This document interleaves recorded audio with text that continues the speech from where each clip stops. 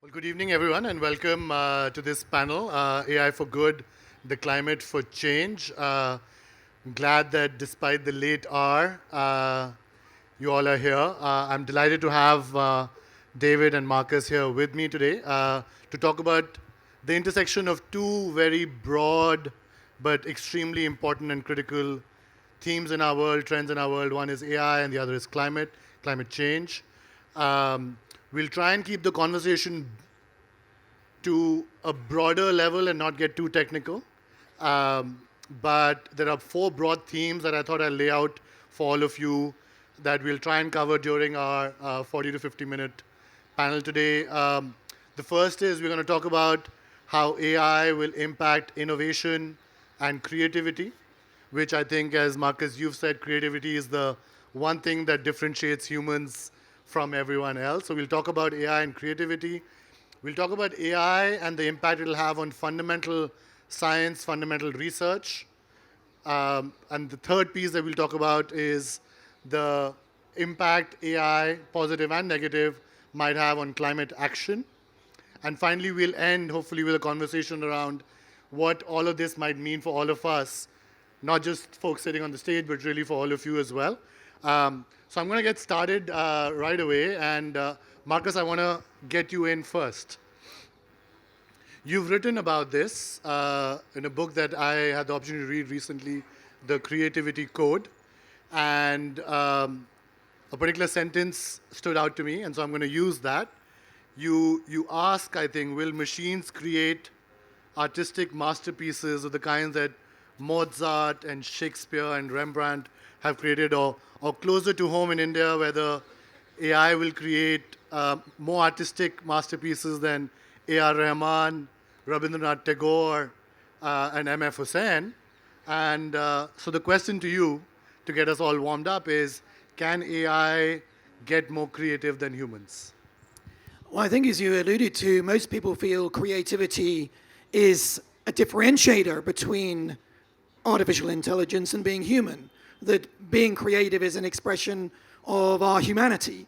So I was interested in this book to explore AI is doing extraordinary things, but can it, pass that test of true creativity? And I was quite surprised, actually, that there are a lot of examples of things being not just copies of what we've seen before, because I think that's what most people feel is, well, if you give it data of the creativity in the past, all it's going to do is produce pastiche and more of the same. And that's not creativity. It's just understanding style and repeating it. And we've seen a lot of algorithms that are very good at copying style and doing your portrait in the style of Picasso or Rembrandt. But that's not really very interesting creativity. So in the book, I wanted to see, well, yeah, but can you use data to actually go somewhere new? Which is, of course, what we do. I mean, there was a discussion last night about creativity, and it was interesting that creativity has this association of something appearing from nothing. And actually, that's, of course, never true. I mean, all our creativity emerges from all of the input and interests that the things we've read, the things we've listened to. So we're all a little bit like a machine learning process. We take all of the input of the novels we read, the music we listen to, and then we might do something innovative with that. So can AI learn to do the tricks? What are the tricks that we use to be creative? So that's, I think, was a fascinating challenge. And I think, we're calling this AI for good. And it was very important to me, actually, in my book to try and take an optimistic view about the impact of AI, because there's so much dystopia around AI, fueled by Hollywood. We never survive by the end of the movie. We're always wiped out. So I wanted to look and see, can AI be used as a positive tool for creativity? And I think the examples show that actually, what are the tools that we use? Very often we do things like break rules, and that leads us into transformation. We see deeper patterns that we've missed, and that leads to new innovation. Or maybe we combine ideas from two very different fields. Now, all of those things are things that AI actually can achieve. I think the most interesting one is transformation. How do you actually break out of somewhere that you've been into somewhere new? And there are some very interesting algorithms that I talk about in the book called generative adversarial networks. And they are tasked with taking the data of the past, understanding patterns in there, and then producing something new. But not so new that we are kind of repulsed by it. So it's got to play this interesting game, which becomes a game between two algorithms. One algorithm saying, okay, I'm going to try and break what I've seen. I'm going to do something which doesn't fit anything that I've seen before. I've learned all of the styles of art for the last 1,500 years, and I'm going to produce something which doesn't sit in the data space that I see. But it then is tasked, it can't go too far. So the other network, the discriminator, says, no, you're too close to something we already recognize. Or it says, no, actually, you've gone too far. They're never going to recognize this as something that's art. And so it's trying to find that sweet spot between something that's innovation, creative, but not so innovative it's not really something that resonates for us. So that there's some very interesting stories there where creativity is emerging. More evolution, almost not so much revolution, if I may say. Anirudh, David, could I jump in with a story and then a follow-up question with your permission? So I was about 6 months ago playing around with ChatGPT, and I decided to ask it the following question. I said, please write me a poem that is a conversation between Bruce Springsteen and Queen Elizabeth and Albert Einstein and Jesus Christ. And I said, please make it an iambic pentameter. And ChatGPT instantaneously did a pretty good job at that. And not being a computer scientist, I then asked ChatGPT, how did you do that? And I said, I understand that what you're doing is searching the web for content and that you're doing a probabilistic assessment of different words that are out there. However, no one has ever asked for a poem between these four people before. There's no content out there like that. How did you do that? And what ChatGPT told me is, well, I understand what these individuals will say, and I was able to string these together.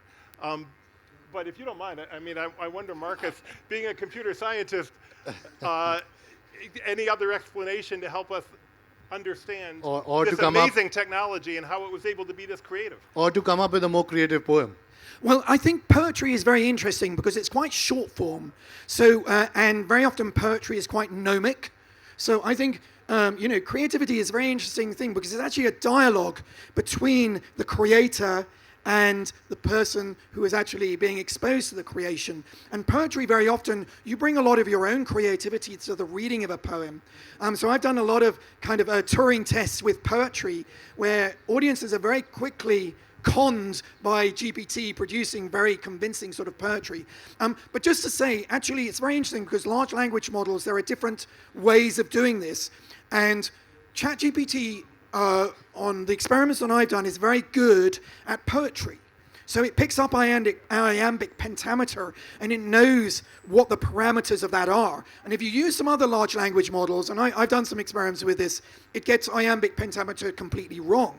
And so it's interesting that ChatGPT and the whole GPT machinery it's using what the words that you put in as a prompt. But one of the things, the transformer, which is the T, there's this new idea that was a surprise even to computer scientists that was so effective, which it says, okay, what are the important words in the previous thing that was in the prompt? And this is something called attention.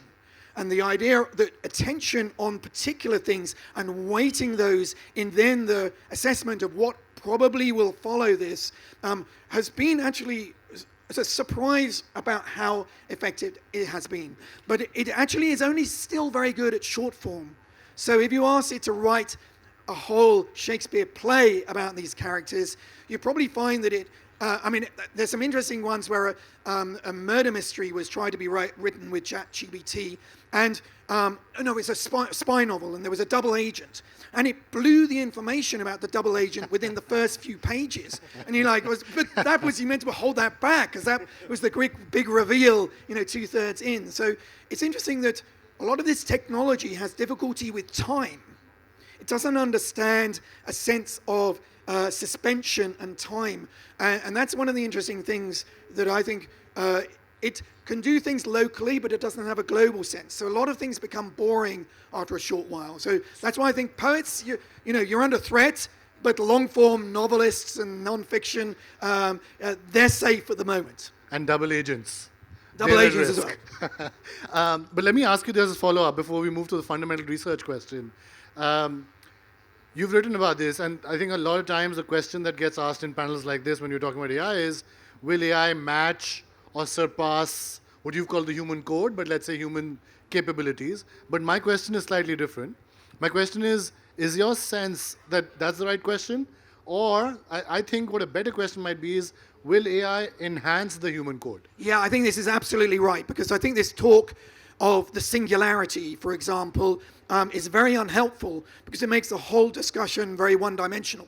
Will AI be better than us? It's very adversarial, it's very like... Well, it's also just intelligence and creativity is very multifaceted, multi-dimensional. Dimensional. And I think that's the point, that this is, that's the message I try to give in the book, is that this is a very wonderful new tool to help us to be more creative as humans. So, some people felt the camera might be a threat to visual art. No, it just gave us another tool to actually explore visual representation.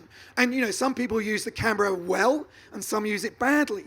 And this is what's going to be interesting. Those who can use, the people who are very good at writing prompts. That's a new sort of poetry. Who can write something that will stimulate the algorithm to come up with something genuinely interesting? That's why, DALL-E and Midjourney producing visuals. I think there's a real new art form there, which is, how can I make it do something which is not just the Pope in Gucci, but something really stimulating visually?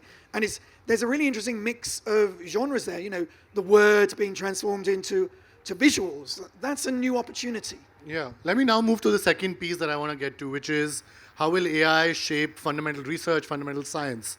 And let me put in a couple of minutes of context here. So, in my own book, in The Great Tech Game, one of the things that I concluded after looking at several thousand years of history of how technology has shaped the winners and losers in our world, one of the conclusions I draw, at least in The Great Tech Game, what I've called the Great Tech Game, or the era that tech is determining our economic prosperity and our relative hierarchy in the world, economically and geopolitically, was that R&D, countries that are doing a lot of R&D, fundamental research, tend to also be amongst the winners in what I've called the Great Tech Game, right? And countries that are not, as a corollary, are often lagging behind, right? The ones who are not doing fundamental R&D. And climate, of course, is one of those areas where fundamental research and fundamental R&D is critical to whether we'll be able to solve some of the problems that so far we've not been able to solve. So the question for both of you on this front is, are there signs that AI will be able to help us solve fundamental problems that are plaguing large swaths of humanity, right? Not just, Silicon Valley or small sections of our world, but really the larger humanity. Are there signs that AI will help us solve fundamental problems that are plaguing a much larger section of our humanity and our world? Well, this is one of the strands in the creativity code, because my own subject of mathematics, I believe we come up with new mathematics because of our creative side of our being a scientist. And so I was interested in, will these new tools be helpful for me discovering new mathematical theorems? And I went actually to talk to DeepMind, who of course created this code AlphaGo to play Go. They've been very successful with a lot of things. And Demis Hassabis, who set up DeepMind, he said, I've got a whole floor here at DeepMind dedicated to what, my passion is fundamental research. I want to solve cancer. I want to solve quantum physics, molecular biology. So it's wonderful that he's got a whole team working on that. And I think they will win the Nobel Prize for breakthroughs they made in protein folding. Because protein folding was taking a lot of data about how proteins fold. And when they fold incorrectly, that triggers a lot of health problems in the brain, Alzheimer's, things like that. So understanding protein folding is going to be very important to understanding degenerative disease in the brain. And the breakthroughs they've made by using analysis of the data to date has pushed the field on just beyond what anyone believed was possible. So that's really, for me, one of the exciting things. And I compare this new tool a bit like Galileo having a telescope. suddenly that new technology allowed us to do new science. We saw new things in the solar system we couldn't see with our naked eye. So this new technology is a telescope into the digital world, where our limitations of our embodiment mean that we can't assess the data in the way that an AI can, and it can see patterns in that data. And I think that's what I'm excited to hear about for climate change. What can we use this telescope into the digital world, into the data world, to reveal that might help us understand how to better manage climate, understand how to limit carbon emissions. So, which is what your wonderful report is all about. David, you want to tell us a little bit about the report as well? Delighted. And so artificial intelligence can, broadly speaking, do three things with large data sets. It can predict, it can optimize, and it can simulate. And if you apply that framework, there's so many opportunities for using AI for good. And certainly one of them is in the climate change area. I mean, machine learning tools are already making a big difference in a number of different areas related to climate change mitigation. Machine learning tools are already being used in solar and wind farms to help predict the patterns in which they'll generate electricity and better integrate solar and wind patterns, solar and wind into electric grids. Machine learning tools are being used in the application of fertilizers that release greenhouse gases to optimize their use, to minimize the use of greenhouse gases while increasing agricultural productivity. And that's just the beginning, I think, of what we can do with artificial intelligence when it comes to climate change. In our report, we talk about 6 different areas. I think one of the most exciting is materials innovation. So kind of similar to the protein folding point. So when Thomas Edison invented the light bulb, or came up with the new version of the light bulb 150 years ago, he physically took dozens of different types of materials and ran electric charges through those materials to find out how much light and heat they would produce. Today we can simulate 1 million of those types of interactions using chemical structural constraints in a second. And that allows us to both down select more rapidly from different types of choices, like different types of filaments in a light bulb, but also even expand the universe of materials that we're testing into materials that may not already exist but could exist. And the opportunity for applying this type of innovation when it comes to, for example, battery chemistry and improving energy storage, I think is big. Passive safe nuclear plants, biomass, all kinds of areas can be improved with this type of technology. So I think, and I went through that report, and as I was telling you earlier, also I love the fact that it's very specific sectors, power generation, manufacturing, that you find the most impactful applications that AI might find in helping solve some of the problems and hopefully reduce emissions. But let me play devil's advocate as well, right, for a second.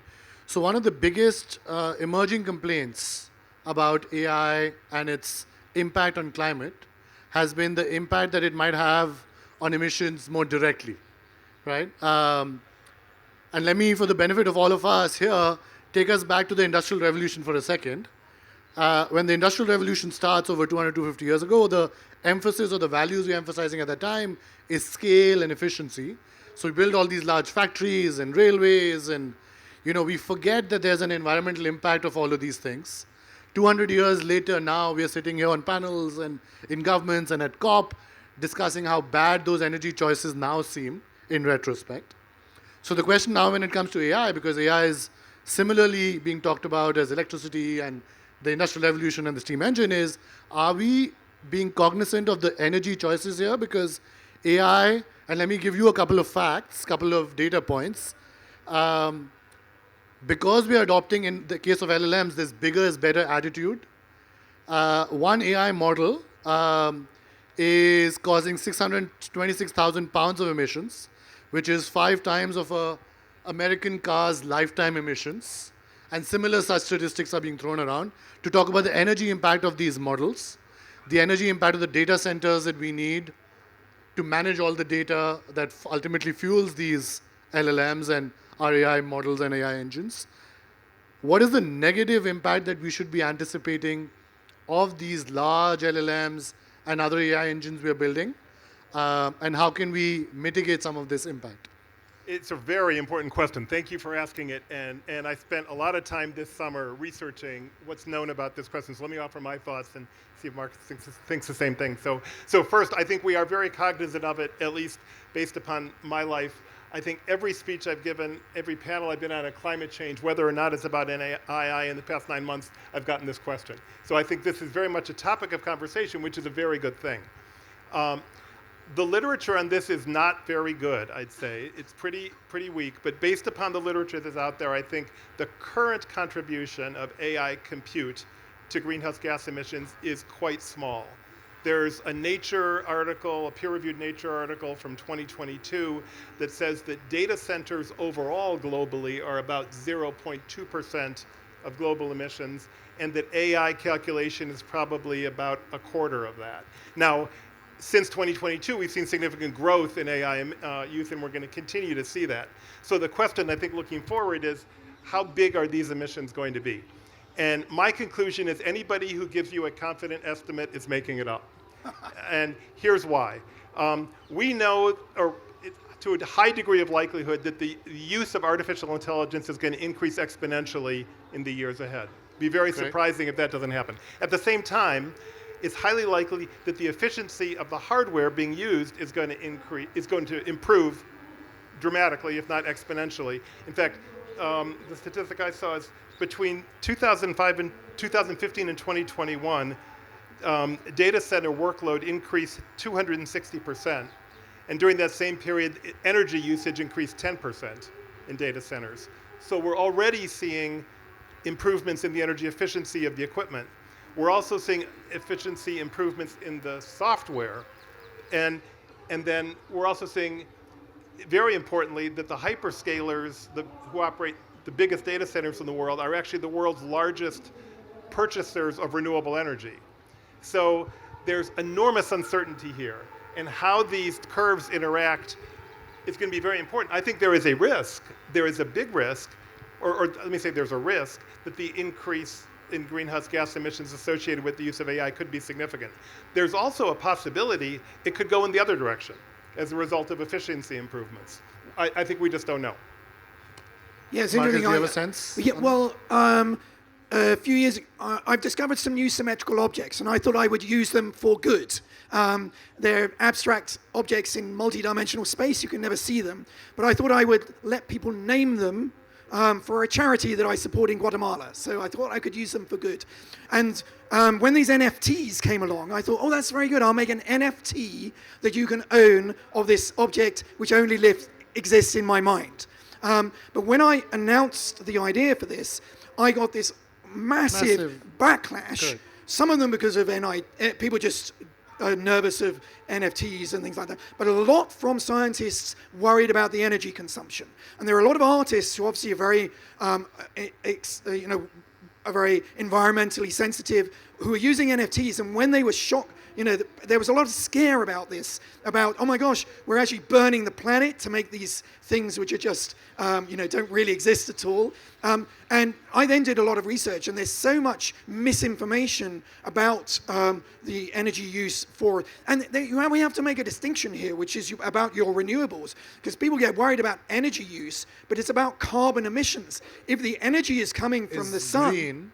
we have enough energy from the sun to do everything we want. We don't have to worry about energy. It's where the energy is coming from, and that's important. And to learn from your report that actually a lot of these data centers are very concerned about this too, and are using renewables, well then that, those renewables could be used for other things. Yeah, and Of I course. just want to jump in. I mean, I think this is a really important question, but I think it also is absolutely fundamental that we think about how do we use this technology for mitigating climate change. There are so many different applications, so many different ways we can do that. We can use it to improve the power sector, the transport sector, agriculture, so much more. And I think we need a dedicated effort making sure, for example, one of the things we recommend in our report is that every institution that has a role in climate mitigation should have an AI office or at least a senior advisor to the minister or the CEO on AI, because it's a transformational technology, and if you care about climate change mitigation,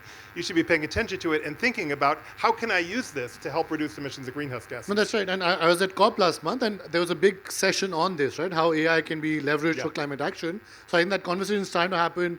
More of it should happen. But I do think that the risks of the green AI piece, right? Whether we'll have a green AI wave or whether we'll have an ungreen AI wave has to be talked about and kept in mind. But let me now move to another risk, right? We're sitting in India. We're not sitting in Silicon Valley or London today. And from the perspective of a developing country like India, or the global south more broadly, there's another risk, right? So the panel session that we are doing today is AI for good, question mark. I'm going to add to that and say AI for good for who, right? So when R&D is getting done on these applications of AI or even the fundamental models, if you look at the facts, right now, this is largely being done in 2 or 3 very small centers of the world, right? And by a very few set of companies. Like you mentioned, DeepMind. So DeepMind wants to go into XYZ health problems. Those might or might not be the health problems that are plaguing, let's say, the developing world or India, right? So if diabetes is the biggest thing I'm worried about, is DeepMind sitting in London going to dedicate its AI research to diabetes or a different disease that's, let's say, more prevalent in London or Europe or the US, right? So the question to you is, both of you, is sitting from the vantage point that you are sitting at Columbia today, where you have a great climate school and obviously a lot of research being done. You've been in the US government before. You're again similarly sitting at a great university in the UK. So question is, are we seeing signs that AI will, again, much like some other technology in the past, be used for good, again, for certain parts of the world and certain segments of the population? Or are there signs that it will get more widely distributed and benefit a much larger part of the world? Yes, there is a significant risk that this technology could increase inequality, both between countries and within countries. So people are saying that there might be a second great divergence. Yeah, partly for the reason you point to, which is just it's being developed in certain places. They'll use it for their own good, their own purposes. But also, this technology requires data sets and it requires skilled personnel. And unless the country or a municipality or a company has the ability to create those data sets and hire those people, it's not going to be used. So I think we have a big problem actually with the data sets residing in the developed world and inadequate data sets in the developing world. That requires a lot of attention. Yeah, I think data is the new oil is the kind of classic statement, and I think who has that data at the moment. It's very much in a small number of companies who've collected it. So I think there is going to, regardless of AI, I think we're moving towards how can I own my own data. I'm prepared to lease it to you for use because these things only work if it has a large amount of data, and I want my data to be used for good, but I want to retain ownership of it in some way. So the idea of a data commons, I think, is something that we need to look towards, and that is on the agenda to try and produce models where I can use my data for good by not just the big tech companies using it, but if I want a smaller NGO to be exploiting it for good in wherever there is. So I think all of these new technologies have positives and negatives, and it's about us being empowered enough to make those decisions. I think AI has a great chance to be a great democratizer. It allows a lot. There is the possibility of access to these tools across the world. And so I think, it's about producing that access, facilitating that access such that small startups can innovate and exploit the data that they can have availability to. So I'm quite positive about, provided we understand it and do it well. Okay. But, that's why JLF is having all of these debates, because if we are empowered, we can understand how to guide the thing in a direction that can help us with climate change, help us understand how to use the data for a specific minority rather than, the trouble with health data at the moment is that it's all about white men. And that's, even women are not generally in the data sets, and so often the medicine is only Absolutely. not tuned for that. Correct. But that's something that AI will be very good at, is tuning data specifically for specific populations. Correct. Could I just add quickly that one person on this stage has written a book on this topic, which I highly recommend to everybody in the audience, and that's you, Anirudh. So could I throw this question back at you? What do you think about this? No, I think I gave my thinking on this away, right, in the question itself, that I think that, and I've written about this more recently, about the AI stack, right? The AI stack being a combination of what you mentioned, which is the data, the talent that can make use of that data to come up with useful models, etc. But then you need to have the hardware and the infrastructure, like the NVIDIA chips and the computing power, and then you have got to have great R&D setups to make sure that you're always at the cutting edge of finding the best applications for your respective populations. And then you've got to have, I would say, capital, right? Because none of this is a low capital game, right? Right now, OpenAI gets 10 or 13 billion from Microsoft. Anthropic gets 4 billion. Like, you're talking billions and billions of dollars, and capital itself, I think, is excluding a lot of countries and companies from playing this, what I've now started to call the great AI game, right? And I think that the signs are there that it might create actually a lot more economic divergence than convergence. While I want to hope that it's more democratizing, my sense from the measuring the metrics is that it's going the other way again. But I want to mention that, you mentioned data commons. I do think that if we manage to think about it creatively, there's ways to overcome this current trend of concentration of power and capital and skills in the AI game again, which is through the digital commons. So India, I don't know if the two of you are familiar, but I think many of us in India are now familiar with what is called the India stack, or the digital public infrastructure India has been building over the last decade, where one of the key core philosophies is that data should not be owned by just a few companies. And you want to have a digital commons, you want to have a data commons upon which entrepreneurs from anywhere should be able to come and build applications, right? But let me now move, in the interest of time, to our last segment before I open it up for Q&A, which is, what does all of this mean, right, for all of us, right? What does it mean from a jobs perspective? What does it mean from a skills perspective? What does it mean from a societal values perspective? One of the things that, David, you excluded purposely from your report was the impact AI will have on the broader societal forces that are in operation, right? So this is a broad question, but I want both of you to take a crack at it, and then we'll open it up, which is, what's your sense of what this means for people sitting in the audience in their daily lives? How should they be thinking about this, and maybe how should they be using it, right?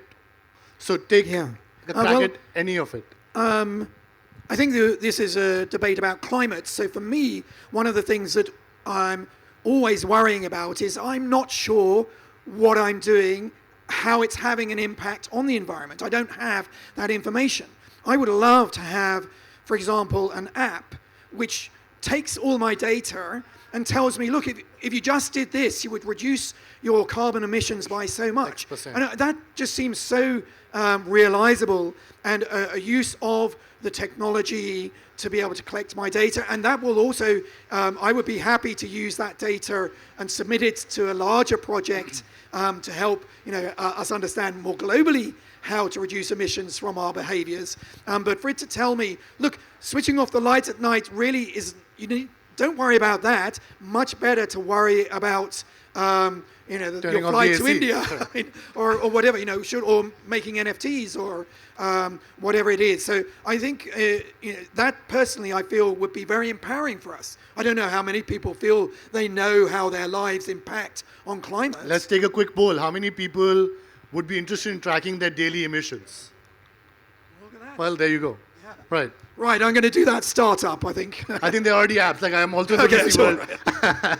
I'm not going to mention names, but there are apps now out there that are trying to, of course, the authenticity and the ability to get the right data is still a concern, but I'll talk about a piece of this that I'm involved in now, which is the impact of AI on educational institutions. And I'm on the faculty committee at Columbia trying to figure this out.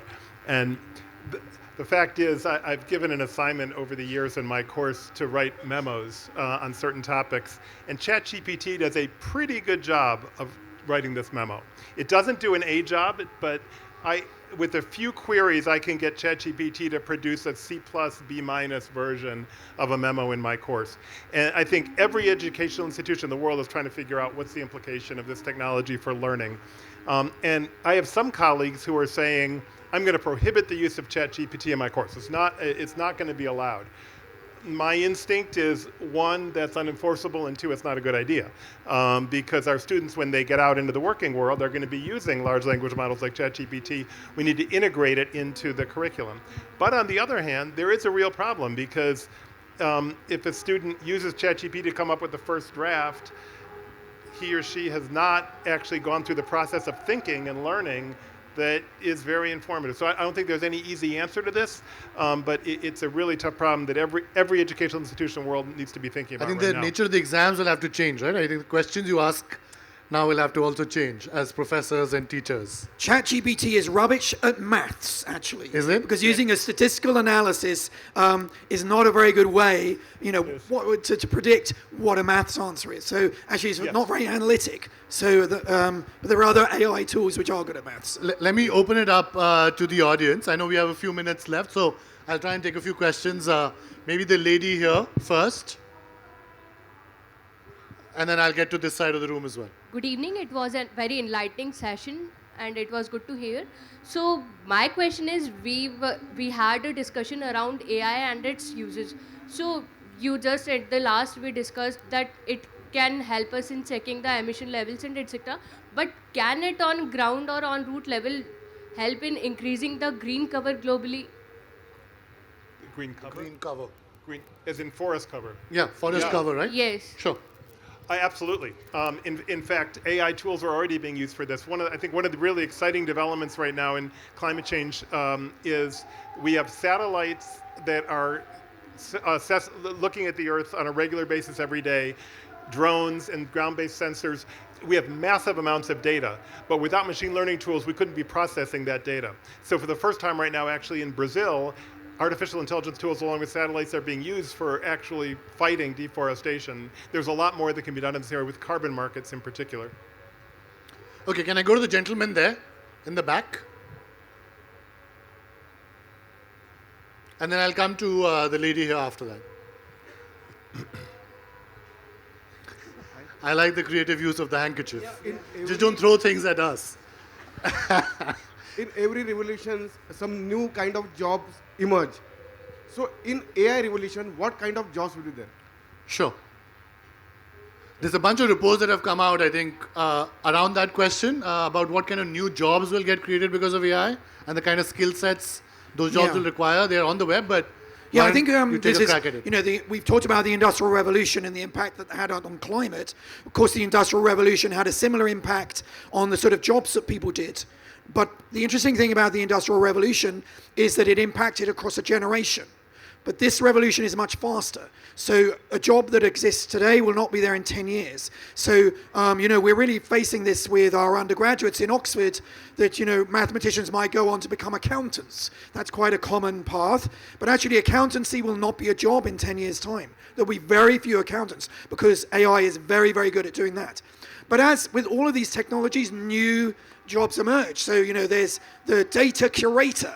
The curating of the data that gets given to an algorithm is an extremely important new job. And being able to know the sort of data and how to use it, that's a new kind of job. The prompter, somebody who can use these tools to really create something new by a prompt, that's a new kind of job. So I think with all of these things, it's and what we're going to need to do as educationalists in our universities is not just to teach a subject, but to teach people how to learn. And how to think. Yes. Correct? Yeah, And how to be think, but creative. how to learn, because everyone's going to have to be retraining every 10 years because it's such a fast revolution. Yeah. The But question can is. I raise a question about whether what you just said about accountants, because I'm not sure that's right. So I recall reading a study of the expectations around accountancy when Excel spreadsheets were first released.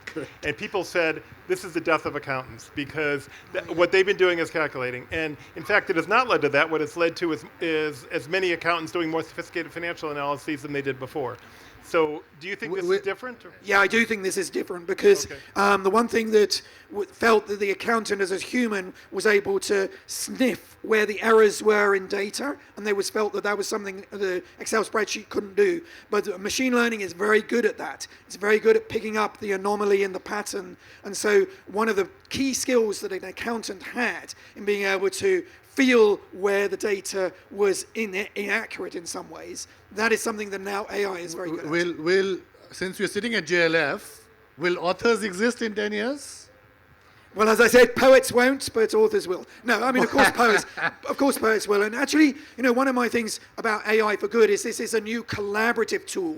It's going to unleash new creativity for us. So, I've already seen interesting new dialogues emerging to create novels where it's a dialogue between an AI and a human. That's kind of exciting. And we want to understand the AI. It's a black box at the moment. Correct. Maybe these tools can be used. There's a great novel I recommend by Ishiguro, if you want, Clara and the Sun, which is about AI. Yes. My one is that I like is Ian McEwan's Machines Like Me. So that's right. Those two great novels. Both. I'm going to have to ask last question, but I've seen your enthusiastic waving, sir. So I'm going to ask two of these questions, and then we'll try and take both. But first her, and then you, sir.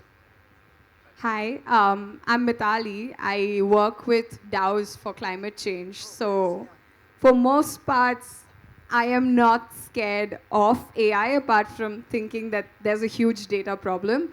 I am scared for AI though. The reason I'm scared for AI is because, say sometime back, we saw Tay being developed by Microsoft, being on Twitter for 16 hours, becoming like an authoritarian chat box because of the data it had absorbed from people.